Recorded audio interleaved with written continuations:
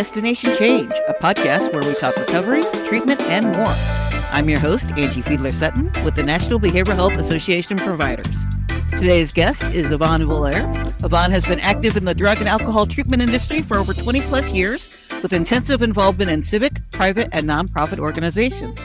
Yvonne has been serving justice-involved individuals and specializing in gender-responsive services for incarcerated women, and has managed numerous programs in custody for community-based organizations. Yvonne has spearheaded the Sheriff's Community Alliance, composed of community and faith-based organizations with existing funding sources, dedicated to providing a seamless continuum of care for our returning citizens being released. Her most recent assignment was contracted with the Los Angeles Sheriff's Department, serving as the director of the Gender Responsive Rehabilitation Program at the Linwood County Jail. Yvonne has invested in creating a safe space for women wanting to exit the sex work industry. She's the author of Connecting the Dots, Repairing Generational Trauma, a workbook for women in addiction, incarceration, and exploitation. Her work is motivated by her past trauma, incarceration, and self-healing to connect the dots.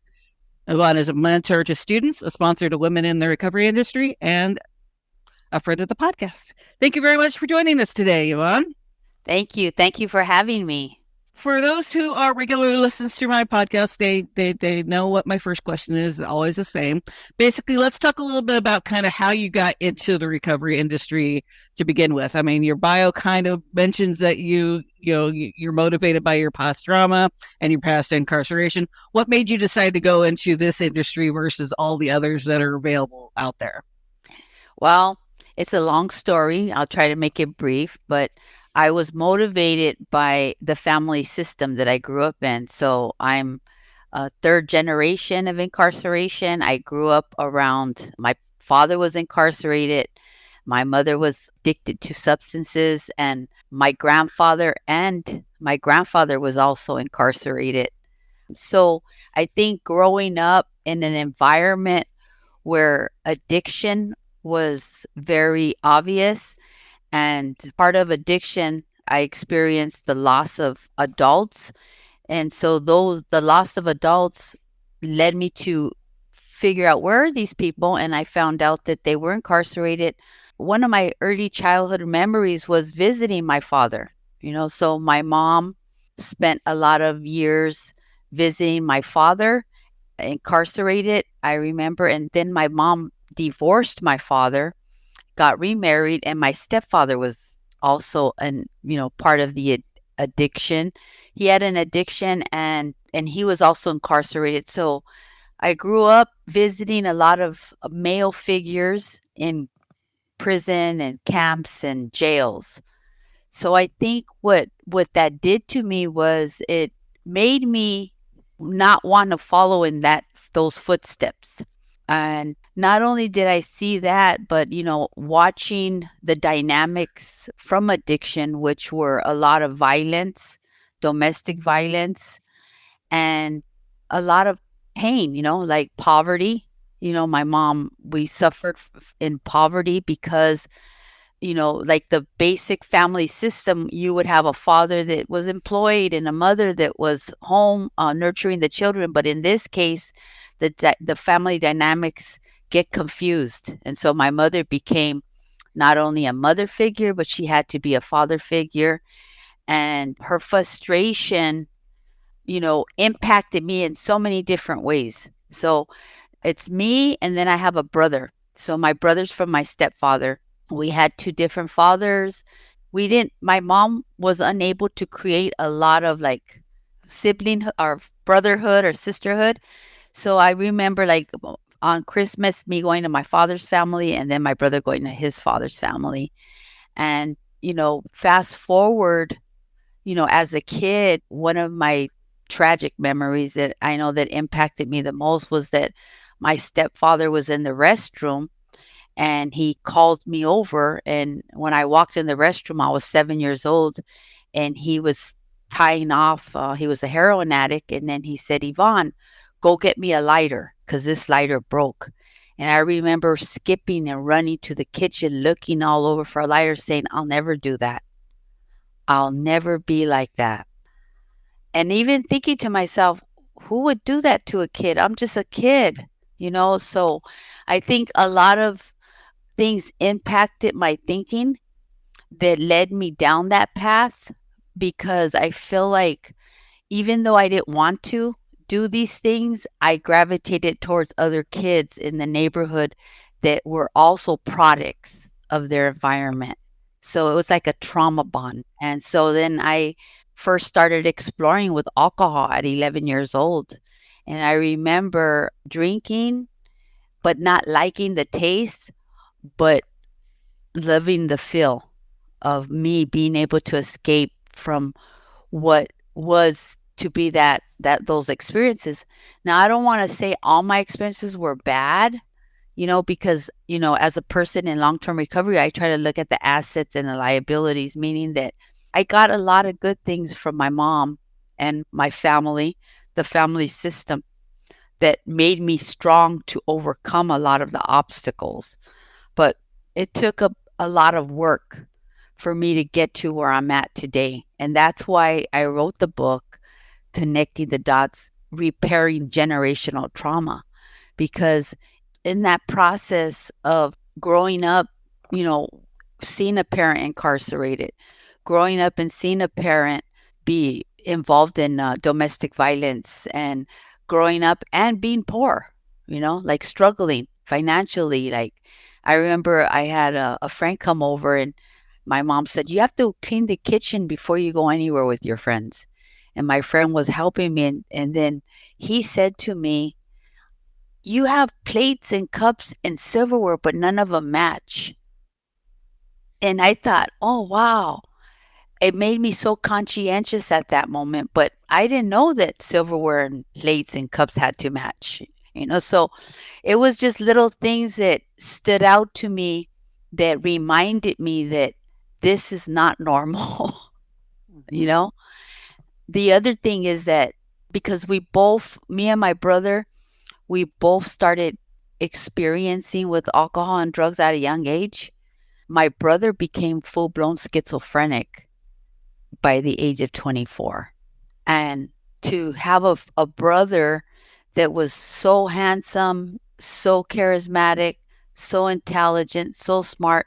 He was all American sports. When it came to sports, he was an overachiever with trophies in football, baseball. And then to watch him decompensate, that was really hard. And I think that was the turning point for me that pushed me into going to school. Because part of me wanting to go to school was trying to figure out, like, why is this happening? Why is this happening to me? And does this happen to other people? And wanting answers, because by that time I had three little girls, and I did not want my kids to have that same experience. I wanted to give them the most that I could based on what I was able to give. We only can give what we know. So, that prompted me to go to school. Perfect answer. Exactly what I was looking for. Um, you yourself are a person in recovery, but you also help with people in recovery. What does it mean to you to go through treatment and go through recovery? We talk about journey, it being a journey here. Okay, so I was exposed to 12 step at an early age because my mom started getting clean when I was 11. So, I was a kid in the rooms of Alcoholics Anonymous running around. And so I was introduced to the process of recovery. But by the time my mom started getting clean, I was on the path of self destruction. So I was a kid that I'm going to be 60. So as a kid in that year, not a lot of girls were doing drugs or going to jail. So, I started my treatment in juvenile hall at the age of 11. So, because at that time there wasn't a lot of girls, people looked at women and kids at that time as, you know, crazy. So, my recovery started a lot in the, as they say, jails, institutions, right? So institution meaning that I started going to psych wards at 11. I was being evaluated by psychiatrists and they wanted to put me on tons of medication. And so I went through a lot of treatment facilities, introduced to treatment facilities. And I remember they all started in custody. All my programs started in custody. And so I remember when I was around 18, I was sitting in a treatment program. And, back then it used to be a very confrontational approach, more of a therapeutic community approach. And a turning point for me was I was sitting in this treatment and I used to be a victim of my circumstances. And that's what would fuel my addiction. So I remember saying all these things about what had happened to me when I was a kid, all these things I went through. And I remember somebody in that group told me, you know what, Yvonne, you need to shut the F up. We're so tired of hearing about you, about poor you, all the things that happened to you. And look at, you're sitting here doing the same thing to your kids. You know what? You're nothing but a hypocrite. And I remember putting my hands underneath my legs and saying, okay, just sit still and take it in.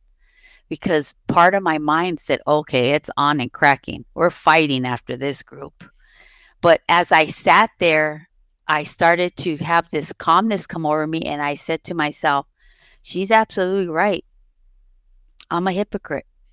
I talk about all these things that happened to me, but here I'm doing that to my kids, and that was one of the motivating factors that helped me in recovery, is that I did not want to repeat the same behaviors, and I did not want to expose my kids to the same trauma, because growing up in a family of addicts, that, a lot of things happen to kids.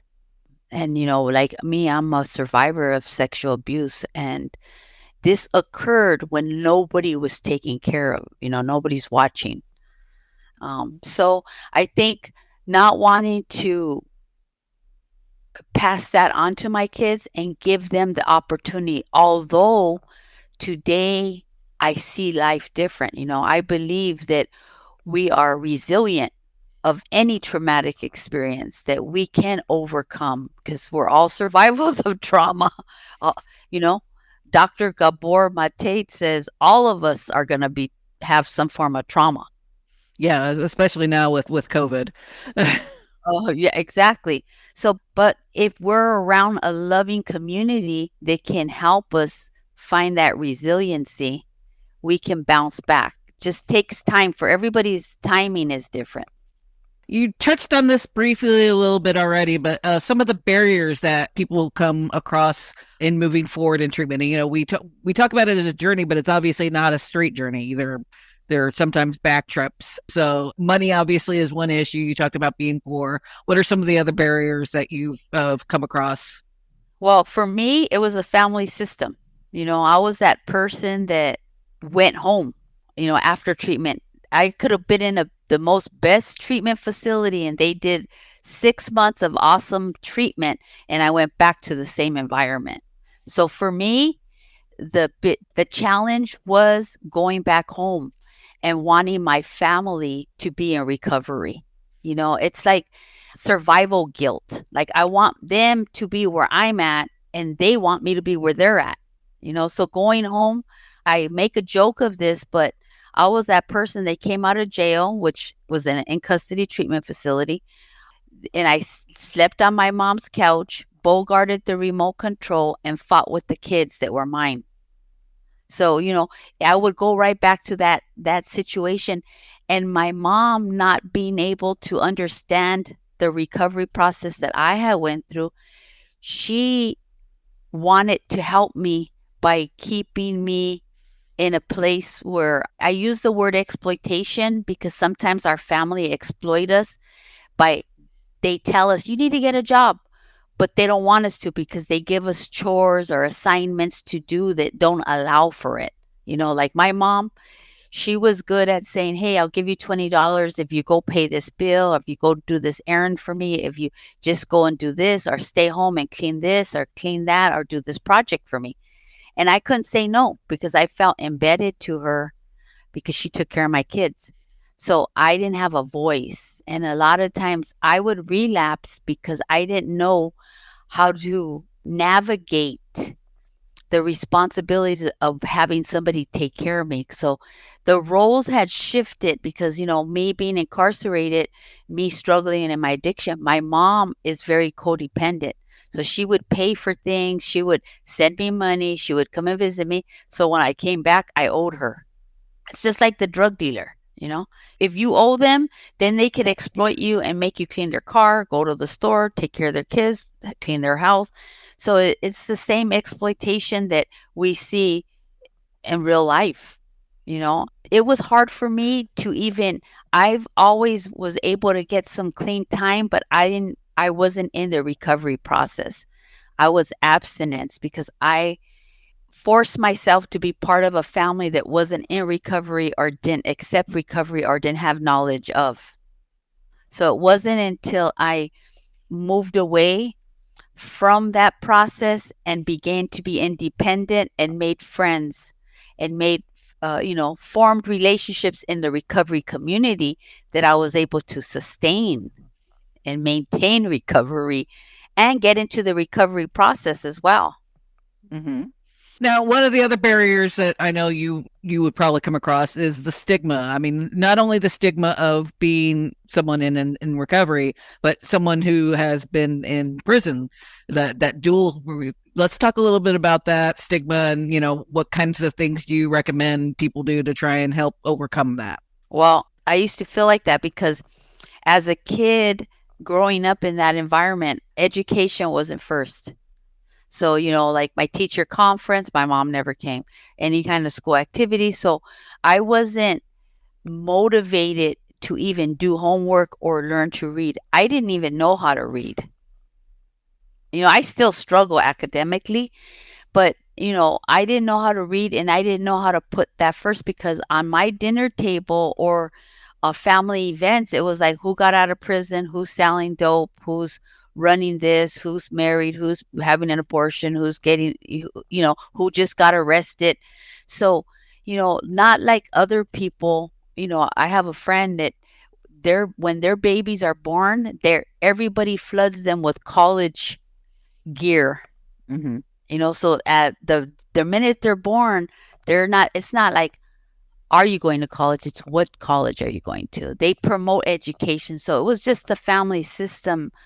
But, me coming out of prison, getting my kids, I think that I've always been blessed with this drive to want to make it.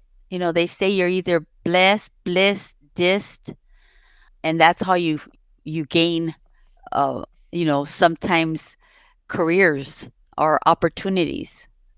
And I think I was blessed with a personality is a overcoming and I always smiled. I always like love people.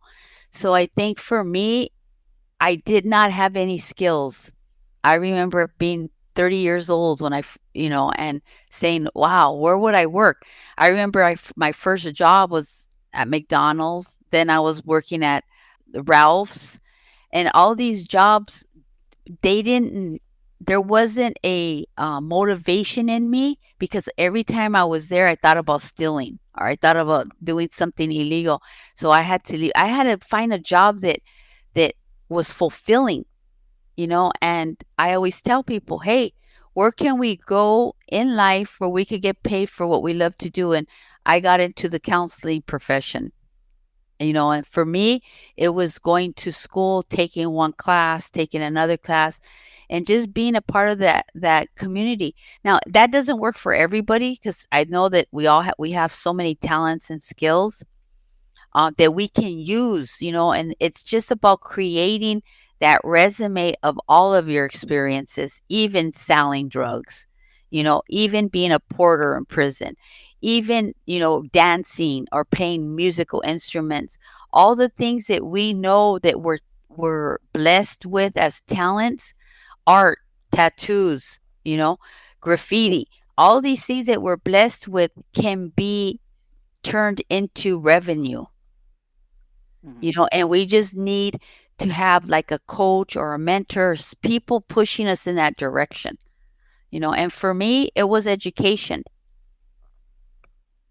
Well, speaking of which, the bio mentioned that you're a mentor to students and a sponsor to women in the recovery and community. As a mentor yourself, what are some of the things you found yourself telling the people you're menteeing? Well, I spend a lot of time not judging, and I spend a lot of time trying to build a rapport. I spend more time looking at people's strengths than their challenges because I can be very critical. If I let myself go into a critical mindset, I can do that. I focus on people's strengths and I focus on helping people to discover their strengths. And the women that I mentor, that I focus on that, and the women in recovery, I try to help them connect their dots. And then the students, I try to help them develop in a professional manner, exposing them to the different avenues that we have in our profession. And just like listening to podcasts, listening to webinars, doing training, reading an article, going on YouTube, anything that's going to help the brain change their thinking patterns, that will open the door or the window for them to see the world in a different perspective.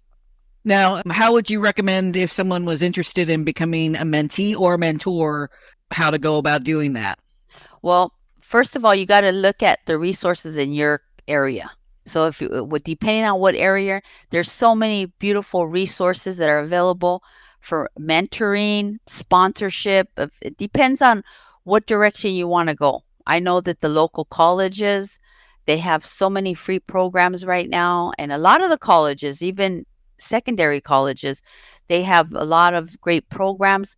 If you're interested in contacting me, you can go through you, Angie, and you can get in touch with me through Bold Recovery.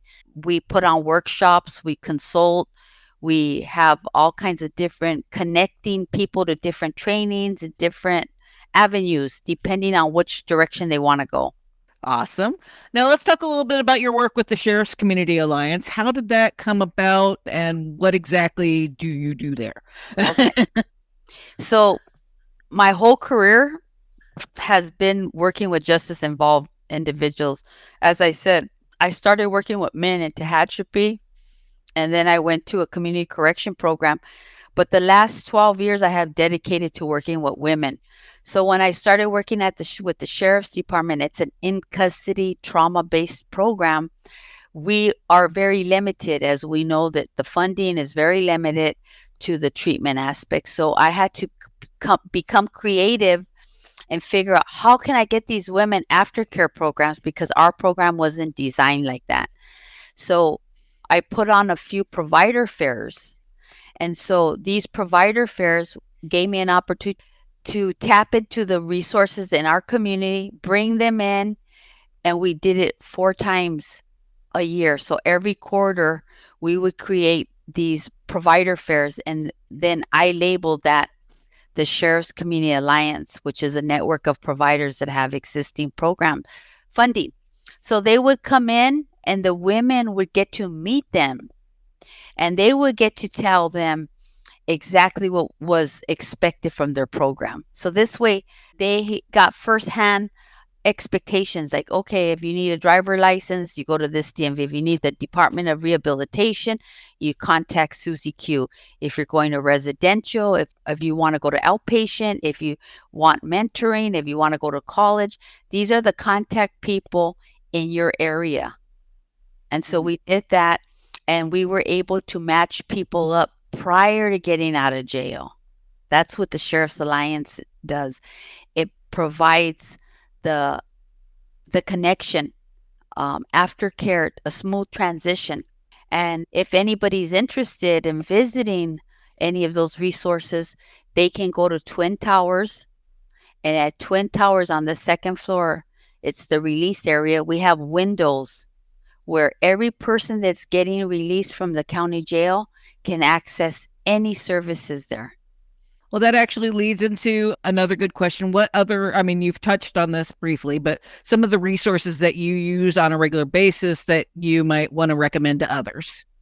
Well, the Community Transition Unit is part of the Sheriff's Community Alliance. So they are located at Twin Towers.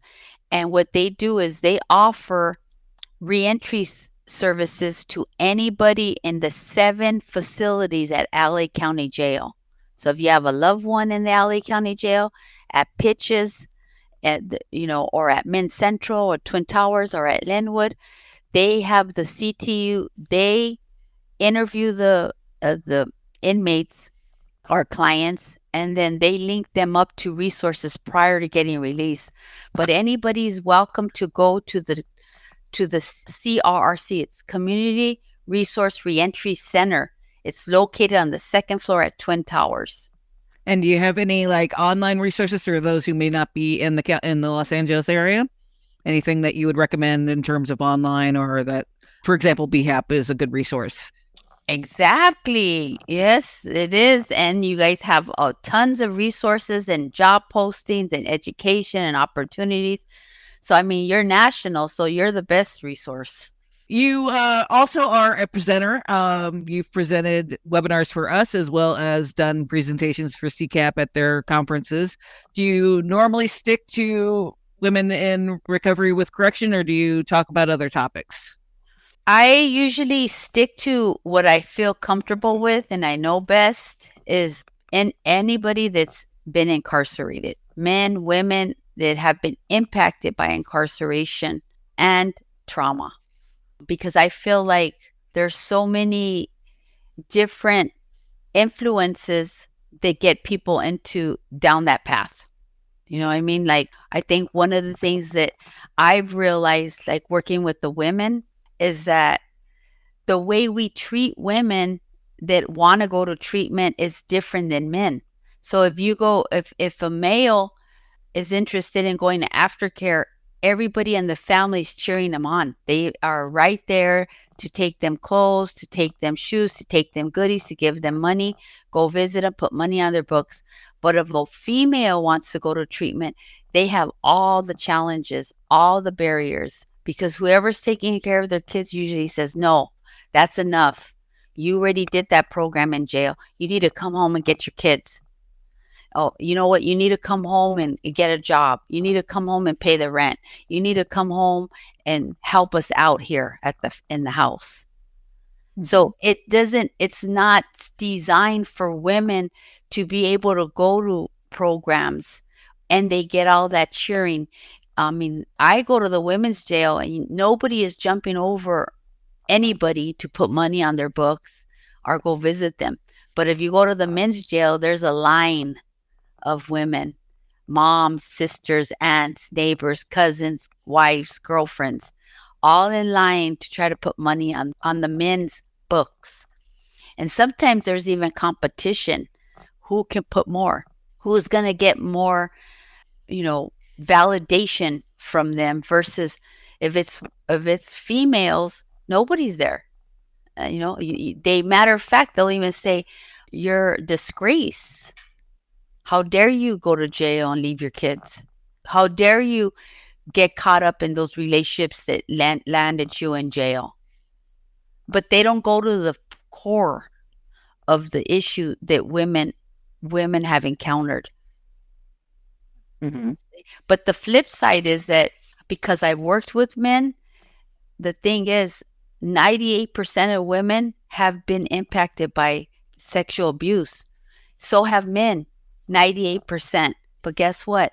Only 65% will cop to it. Mm-hmm.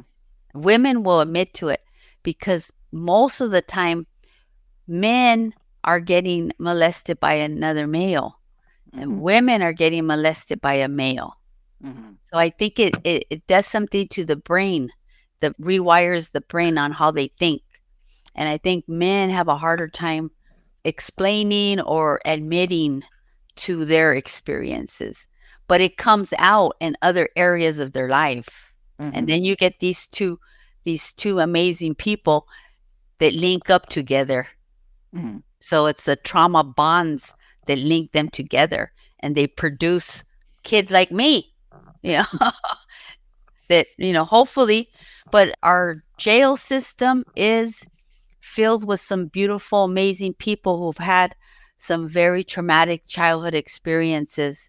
And we need more people to dedicate themselves to being role models and helping with this population. So I really appreciate the work that you're doing.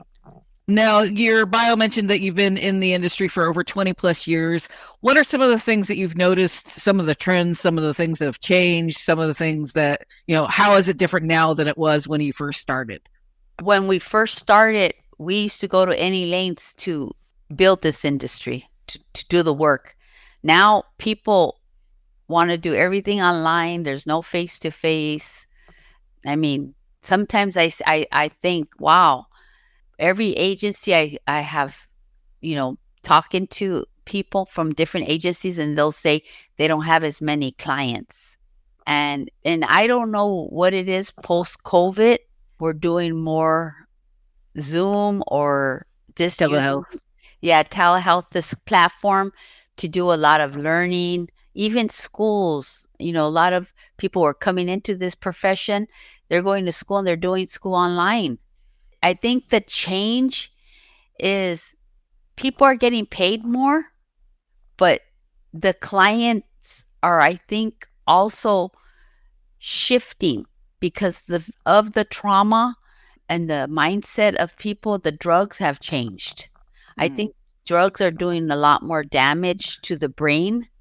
I think we're seeing more kids with autism. We're seeing more kids that are products of addictive families and the way we see addiction. Now we have more generations of incarceration.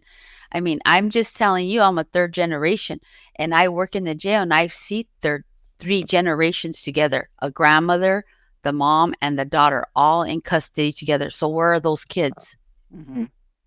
So also the foster care system, just the family dynamics has changed.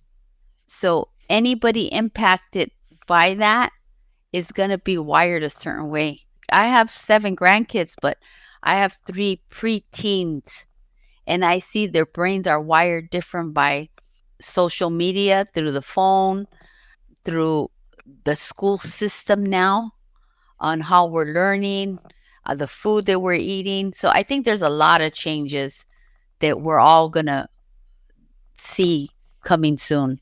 Mm-hmm. Which, speaking of, any predictions, the wrong word, but predictions as to where you see the industry going in the next 5 to 10 years? I was telling somebody today that I see us going towards a more telehealth, approach. Even me right now in the program I'm working with at the jail, they want us to do more groups and less one-on-ones. So we're doing less one-on-one interaction, less mentoring and one-on-one. And everything is online, like our whole HR system is online. Like we have a HR department, but we do all of our own HR work, So they'll give you they'll send you an email on steps. Okay, this is what you do to access your A, B, or C, documents. So it's not like we used to have we would call HR and they would just email us the forms. No, you got to do everything yourself now. Everything is like you make phone calls, you call people and you're on, okay, press 1 for this, press 2 for that, press 3. You can't even you can't get a person. Everything is online. There's even restaurants that I love. I try to call and say, okay, I'm going to just pick up my order. Oh no, you got to go online. You got to put the order in. There's no person to talk to. So what is it? AI. I think they're moving closer to taking over in the near future. Mm-hmm. Now, if someone wanted to get into the industry, or if you yourself was starting today versus 20 plus years ago, what kind of advice would you give yourself or give somebody coming into? I would say that this is a great profession. And I think that there's so many avenues that you can use your talent because, me, I like to be on the front line with people, but there's other space in this industry, like to do newsletters, to do grant writing, to do administration, even in the addiction field. So what I would say is, get involved in an addiction studies program. And I love that they moved away from calling it chemical dependency. They're calling it addiction. You know why? Because we're addicted to so much. You can put the pipe down and pick up the fork. So we are looking at addiction differently now, and we're looking at a new generation of addiction, of gaming, gambling, sex, porn, medication, all kinds of different addictions. So we're looking at the behaviors rather than just the act. We're looking at, and I think that getting involved in the addiction studies and then getting familiar with the state, the certifying bodies that we have in California, and linking up with the certifying bodies and understanding the process of getting certified and what that expectation is for you. Now, was there something that you wanted me to ask that I haven't, or something that you thought we were going to talk about but we haven't? About the book. Okay. You talked a little bit about that at the beginning, but we can talk that some more. Tell me a little bit more about the book and how you came about writing it and more of that. Okay. So, working with women in custody, I spent a lot of time trying to figure out who was coming into jail, because, generations now, the women that were coming in could be my grandkids. So I wanted to see what the trends were. And what I noticed, that the sex work industry had just boomed. I don't know why, just because we're in California, we're near Burbank, and that's the capital. But what prompted me to write my book, the workbook that I did called Connecting the Dots, is called Repairing Generational Trauma. As a person in long-term recovery, I wanted to make amends to my children. And my whole thing is, I had to forgive my mom so that my kids can forgive me and their kids will forgive them. Or we're going to produce more children with resentment and anger, and that would become more self-destructive. So, writing the book, Connecting the Dots, has given me a platform to have an open dialogue with my own children. I have 3 daughters. And my whole thing is, if I leave this earth, and when I leave this earth, I want to make sure that I made an amends with my daughters. And I want them to know that they are going to make mistakes, because you don't have to be an addict to screw up kids. Just don't be there emotionally. So, being able to make an amends and having the dialogue and conversation of repairing generational trauma. It's not only the addiction, it's creating a better family system for the next generation. And that was helped me, because my oldest daughter, who was more impacted by my addiction, she has a book club. So she does a book club. And so she picked my book.